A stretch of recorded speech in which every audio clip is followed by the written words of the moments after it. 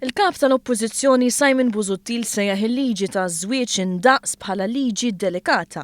Din id-dikjarazzjoni Busuttil għamilha f'intervista fuq ir-radju tal-Partit Nazzjonalista wara li kienu diversi l-gazzetti li kitbu dwar il-qasma interna li hemm fil-Partit Nazzjonalista dwar is-suġġett.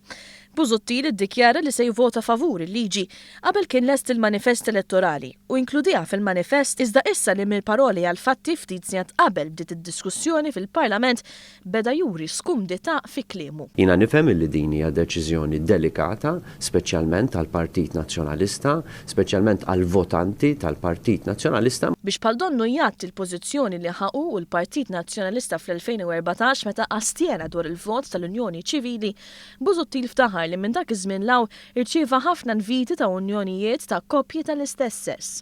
Jiena personalment diġà ġejt mistieden aktar minn darba ċerimonji ta' unjoni ċivili bejn persuni tal-istess sess. Mhux ser ngħid ma mmurx jekk inti tiġi mistieden minn xi ħadd li tafu.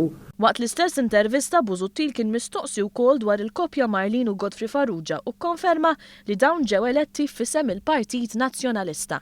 Tellaw żewġ siġġijiet fuq il-lista tal-Partit Nazzjonalista. L-irwol tal-koppja Farrugia fil-grupp parlamentari wkoll kien kontroversjali u anqal pożizzjonijiet differenti fih dan l-istess grupp. Dan għaliex Busuttil maċċettax li d-deċiżjoni dwar l-inklużjoni tagħhom fil-grupp parlamentari nazzjonalista tittieħed minn kap ġdid anki jekk kien hemm argument minn deputati ewlenin li dan se jorbot idejn is-suċċessur tiegħu. Iżda Busuttil baqa' jinsisti li jagħmel ta' rasu.